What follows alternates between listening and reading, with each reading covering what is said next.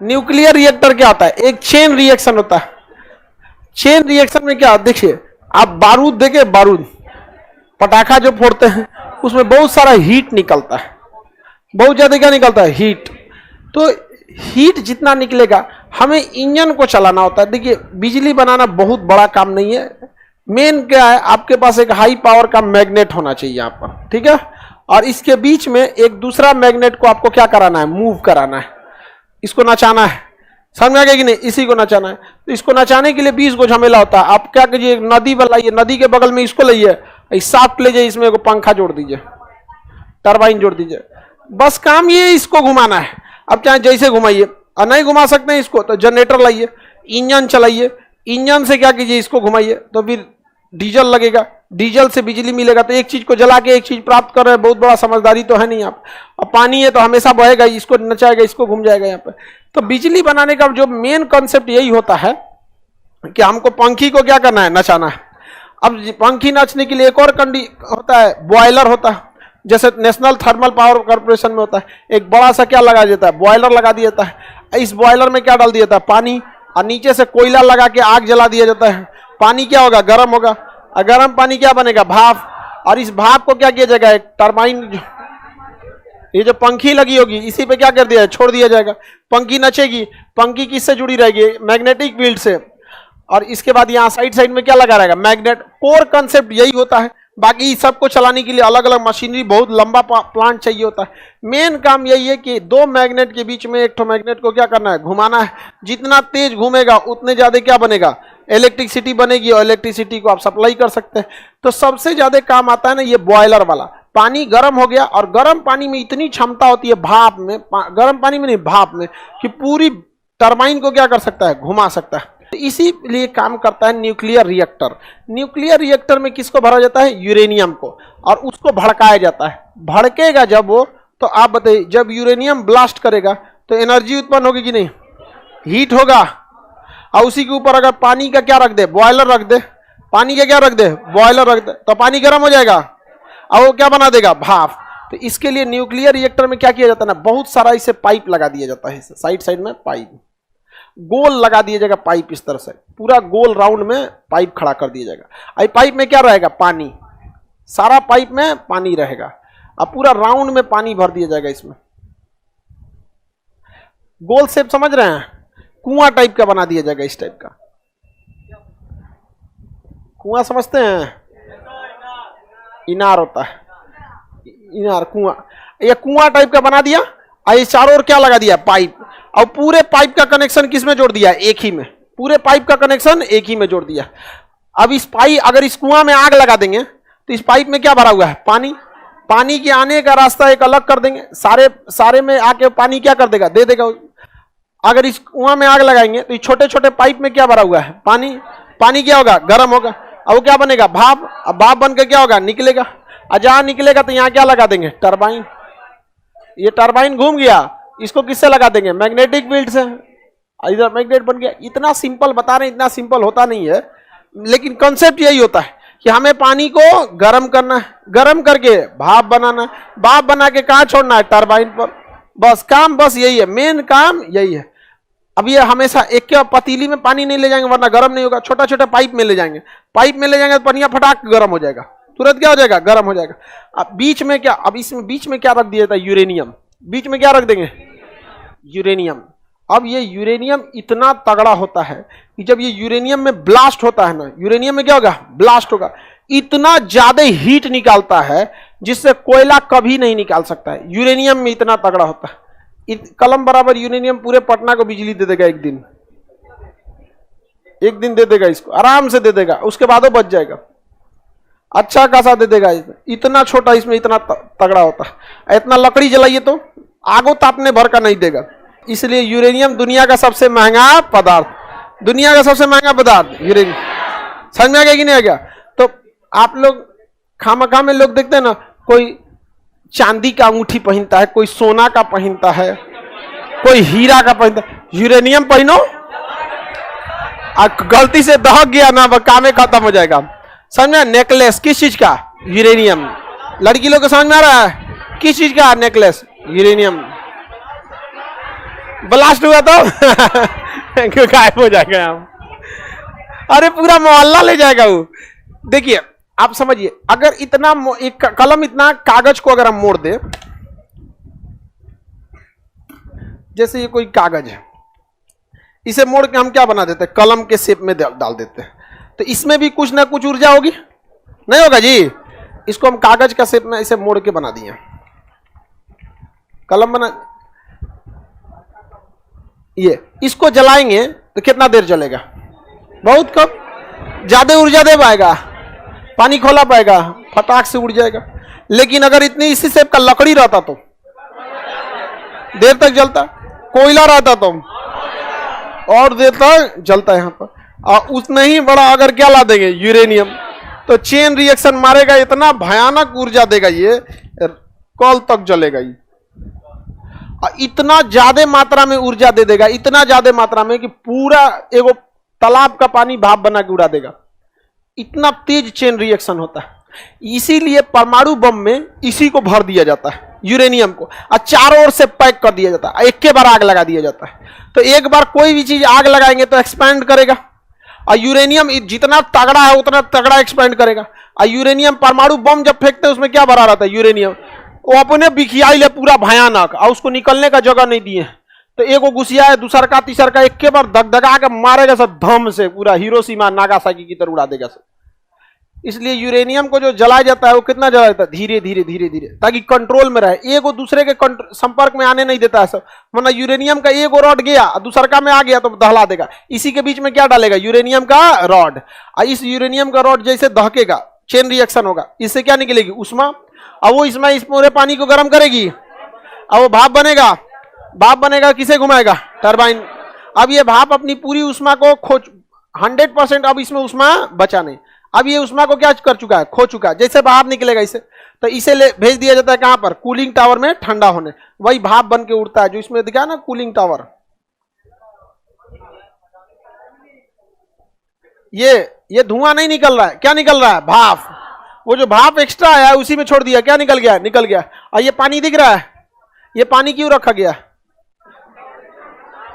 ये पनिया को क्या बनाएगा, भाप।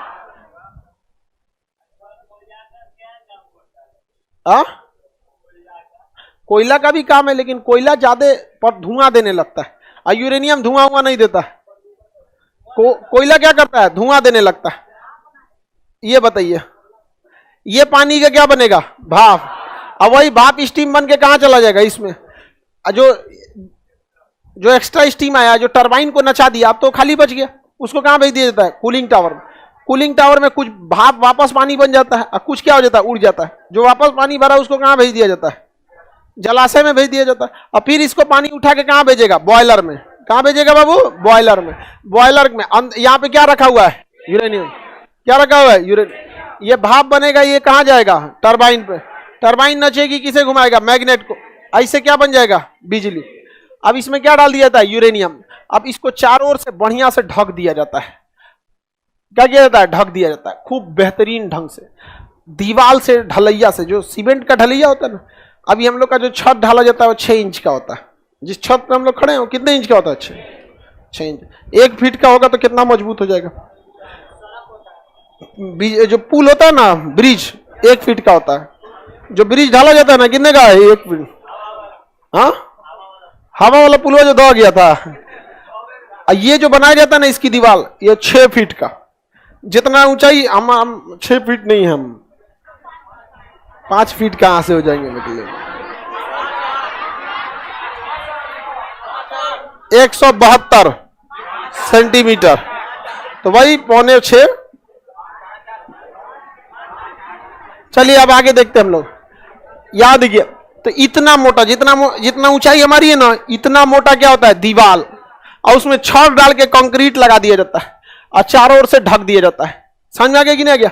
और इसमें क्या डाला जाता है, यूरेनियम का एक इतना छोटा सा रॉड। तो कितना बड़ा बताए, मेरा डंडा कहां गया। ये देखिए, इतना ही बड़ा, इतना बड़ा क्या डाला जाता है, रॉड। और यही दहक जाता है, और ज्यादा डाल दिया तो भड़क जाएगा। चेरनोबिल में क्या हो गया था, ब्लास्ट हो गया। डाल दिया ज्यादा, वहां पर ब्लास्ट हो गया, और सारा बिजली के जगह पे ब्लास्टे कर गया चेरनोबिल। आज भी कोई चेरनोबिल में नहीं जाता है। जो मीडिया गए थे तो रिकॉर्डिंग करने, वो मर गया था सब। हेलीकॉप्टर गया था पायलट ले जाने, उसके वो भी मर गया। यहाँ पर इतना भयानक ये तहलका मचाता है। तो परमाणु बिजली घर में बिजली किससे मिलता है? यूरेनियम। बिजली यूरेनियम से बनती। मेन कॉन्सेप्ट यूरेनियम का काम होता है गर्म करके भाप बनाने का। जितना पानी में जितना यूरेनियम कर दे, 1 किलो यूरेनियम जितना में करेगा ना, उतना में कम से कम आप समझिए 20 ट्रेन लगेगा कोयला का। 20 गो ट्रेन भर भर के कोयला देंगे ना तो उतना लगेगा वहां पे। और उसमें से तो महंगा भी है तो प्रदूषण भी तो कम किया। कोयला ज्यादा महंगा पड़ जाएगा। उतना ट्रेन में से कोयला लाइए तो लोडिंग अनलोडिंग कीजिए, फिर कोयला को रखिए, हैंडलिंग कीजिए। कोयला यूरेनियम लाइए, भड़काइए, एकदम सीधे प्रदूषण भी नहीं होगा। यहाँ पर कोयला से क्या होगा? प्रदूषण। ना कोयला से बिजली बनेगा ना यूरेनियम से बनेगा। इसका मेन काम क्या है? बॉयलर को गर्म करके, बॉयलर में पानी एक ही जगह रहता है कि पाइप में रहता है, और चारों ओर से क्या होते रहता है? गर्म होते रहता है। अब भाप बन के क्या हो जाएगा? टरबाइन के पास जाएगा। कहां जाएगा? टरबाइन। और टरबाइन उसे क्या करेगा? नचा के बिजली बना देगा। बचा हुआ भाप कूलिंग टावर से उड़ जाएगा। कुछ नीचे बैठ के किस में मिल जाएगा? पानी में, जलाशय में मिल जाएगा। यूरेनियम मिलता कहाँ है? कनाडा में है, कजाकिस्तान में है, ऑस्ट्रेलिया में है, अमेरिका में, बहुत सारे देश हैं। सब 35-36 ऐसे देश हैं जिनके पास यूरेनियम बहुत ज्यादा है। भारत के पास यूरेनियम नहीं है। हालांकि झारखंड के जादूगोड़ा की खान में यूरेनियम मिला है, लेकिन वह यूरेनियम अच्छे क्वालिटी का नहीं है। जैसे चावल ही आप खाते हैं तो कई कैटेगरी का चावल होता है। एक ऐसा चावल मिलेगा लंबाई चौड़ाई बराबर रहेगा, तो सारा चावल खाने लायक भी तो नहीं रहता है ना। उसी तरह यूरेनियम भी सारा यूरेनियम यूज लायक नहीं रहता। तो भारत को जो यूरेनियम मिला है उतना तगड़ा नहीं है। बताइए परमाणु बिजली घर में किसका प्रयोग होता है? लेकिन थोरियम से भी बिजली बन सकती है, लेकिन थोरियम भड़क में नहीं करता है। उसे साफ करना बड़ा मुश्किल काम है। आप पूछिएगा कि साफ करने में क्या मुश्किल है? बहुत मुश्किल है। आपको धान दे दिया जाएगा, चावल बनाने में हालत खराब हो जाएगा। आपको समझ में आ गया कि नहीं? 1 कुंटल धान दे दे, कह दे कि चावल बनाइए, नहीं बना पाएंगे। उसको बहुत मुश्किल होगा, कूटना पड़ेगा, फिर ये करना पड़ेगा।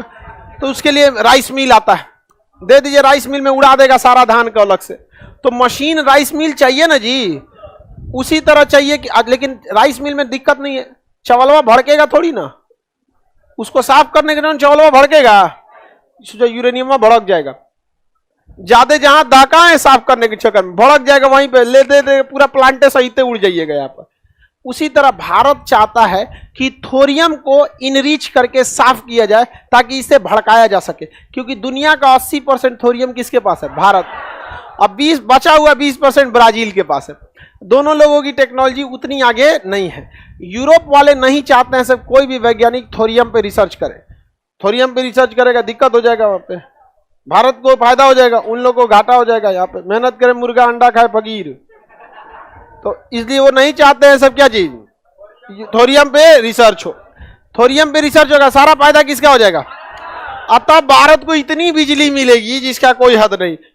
थोरियम हम लोग के पास केरल में भरा हुआ है, आंध्र प्रदेश में भरा हुआ है, तो यूरेनियम अभी खरीदना पड़ता है। अतः भारत के पास क्या आ जाएगा? थोरियम। और थोरियम आ गया तो कोई दिक्कत है? अब भारत के वैज्ञानिक इस पर रिसर्च कर रहे हैं। जैसे थोरियम से बिजली बनने लगेगा, हमारे यहाँ बिजली फ्री, जैसे दिल्ली में है ना, सबके पास बिजली फ्री, टेंशन खत्म हो जाएगा।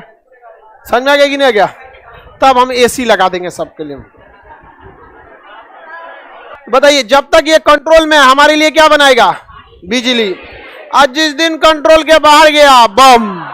और थोड़ा मोड़ा बम नहीं, क्योंकि जो इसका धुआं निकलता है ना, किसी चीज का धुआं खत्म नहीं होता है, हवा में मिल जाता है। और इसका धुआं जो होता है हमारे डीएनए को बदल देता है, डीएनए चेंज कर देता है। सोच सकते हैं, अब फेफड़ा वफड़ा गल जाएगा, एक बार सूंघ लेंगे ना इसे। आपको अब एक बताइए, कोई अगर वहां पे आग लगा दिया तो उसका धुआं तो हवा में मिल गया, लेकिन वो नुकसान नहीं करता है, नुकसान नहीं करता। और उसका हवा में मिल जाएगा ना तो दिखेगा ही नहीं। अब इस हवा में ऐसा थोड़ी है धूल कण नहीं मिले होंगे, हवा में धूल कण है कि नहीं, वो धूल कण के साथ वो भी मिल जाते हैं। और जो सूंघ लिया फेफड़ा गला देता है। ऐसे खांसीएगा ना इसे तो ऐसे निकलेगा एकदम 1 किलो, देखेंगे फेफड़ा है, फिर गटकेंगे वापस से, जब निकल गया यहाँ फिर फेंकेंगे ऐसे, पूरा फेफड़ा निकलेगा यहाँ। किडनी उडनी सब मर जाएंगे आप। इसलिए इसके लिए पोटेशियम आयोडाइड खाया जाता है। पोटेशियम आयोडाइड खा लीजिएगा ना तो गले से नीचे जाना ही नहीं देता। समझा गया कि नहीं क्या? पोटेशियम आयोडाइड की गोली खा लेना चाहिए। नोट करके आप लोग लिख लीजिएगा। अगर हालांकि ऐसा कोई दिक्कत नहीं, भारत में ऐसा हमला होने वाला रहेगा तो हम पहले ही अब सब लोग को इसकी चेतावनी दे देंगे और कोई भारत में इस तरह से हमला नहीं करेगा। और अगर करेगा तो फिर हम लोग भी मारेंगे। कोई नहीं करने वाला। हाँ नहीं, अब कोई देश परमाणु बम थोड़े मारता है। मार देगा तो सोचो हम लोग का अपना नहीं रखे हैं लोग, मारेगा आदमी यहीं पे वहां पे। लेकिन पोटेशियम आयोडाइड की गोली इसलिए खा लेना चाहिए, परमाणु बम मारे ना मारे, हमारा जो परमाणु बिजली घर है वही भड़क गया तब क्या होगा? तो वहां पे पोटेशियम आयोडाइड की गोली बांट देनी चाहिए। वहां पर वो लोग खा के ही बच सकते हैं। इतना भयानक होता है कि वो हवा में मिक्स हो जाएगा और हवा कभी खत्म होने वाली नहीं है। उस एरिया में जाइएगा 30-40 किलोमीटर की एरिया में, अगर आप 100 साल बाद भी जाइएगा तो भी मर जाइएगा। चेर्नोबिल जो यूक्रेन में जो घटना हुआ था ना, वहां ये घटना 1946 की है, 86 की है, 86 की। आज भी वहां कोई नहीं जाता है, ना रूस के सैनिक गए हैं ना यूक्रेन के सैनिक गए हैं। जहां जाएंगे तो मर जाएंगे वो लोग। अब मरने के बाद जो लाश उठाएगा वो भी मरेगा। सेम कोरोना देख रहे हैं, कोरोना कैसे कोरोना एक दूसरे से फैलता है। तो बस कोरोना से खतरनाक, वो तो टाइम नहीं देता ना, कुछ नहीं देगा, सीधे खत्म हो जाएगा। और जिनको कम झटका लगेगा उनका डीएनए बदल जाएगा। हमारी डीएनए में ही सारी जानकारी है कि अगली पीढ़ी में भी 2 आंख देना है, हार्ट देना है, फेफड़ा देना है, वो डीएनए बदल देगा। पता चला उसमें से आंखिए छोड़ देगा तो अगला लड़का पैदा होगा बिना आंखिए का, कोने का मुड़िए छोड़ देगा, बिना मुड़िए का पैदा हो गया वो। बहुत खतरनाक होता है। तो परमाणु रिएक्टर, हाँ, पहला परमाणु बम कौन झेला? जापान। दूसरा झेला जापान 6 अगस्त और 9 अगस्त 1905। और 2011 में उसका अपना बिजली घरवा उड़ गया, फुकुशिमा ब्लास्ट कर गया वहां पे। आप कहेंगे कैसे? तो सुनामी आया था और सुनामी आया दहला दिया उसको, वहां पे भी दिक्कत हो गया। जापान कसम खाया कि हम परमाणु हथियारों से दूर रहेंगे और बिजली घर से भी दूर रहेंगे। वो 2050 तक अपने सारे परमाणु बिजली घर को बंद कर देगा। कहा गया कि भाई एगो तो हमारे यहाँ भूकंप आ जाता है, सुनामी आ जाता है, परमाणु बम पटक के चल गया अमेरिका, हमारा वाला अपने फट जाता है। समझ में आ गया कि नहीं? उसका अपने फट गया। तो अब हम लोग के पास भी है डर इस बात का है, सीखना चाहिए हमें। कुरान कुल्लम, नरौरा, रावत भाटा, काकरा पारा, इतना हम लोग के यहाँ रिएक्टर है। भड़क गया तो हम लोग क्या करेंगे? उन सब के पास तो इतना हाईटेक एडवांस टेक्नोलॉजी है, हम लोग के खेत का आग ना बुझा पाता है, यूरेनियम को जी बुझाएगा सब। अरे सब छोड़ो, किसी राज्य का सबसे ज्यादा चीजें कहाँ रहती है? सचिवालय में रहती है। बिहार सचिवालय में आग लगा तो 4 दिन बाद बुझाता। जो हम लोग को घरे में लगेगा तब क्या होगा? वो तो पड़ोसी है, फायर ब्रिगेड को हम लोग क्या कोई बुलाइबे नहीं करता है। चाचा आग लग लो, बस ले बाल्टी मार के बुझा देगा। वहां बाल्टी नहीं ना मार सकते हैं, मर जाएंगे वहां पे तुरंत। हवा प्रदूषित हो जाती है वहां तुरंत। वहां पे जो एरिया होता है उस तुरंत एरिया को सीज कर दिया जाता है। वहां अगल बगल में किसी को आने नहीं दिया जाता है। समझ में आ गया कि नहीं आ गया? परमाणु रिएक्टर। अब आगे परमाणु रिएक्टर के बारे में समझाएंगे, आप लोग बैठे रहेंगे अभी, ठीक है?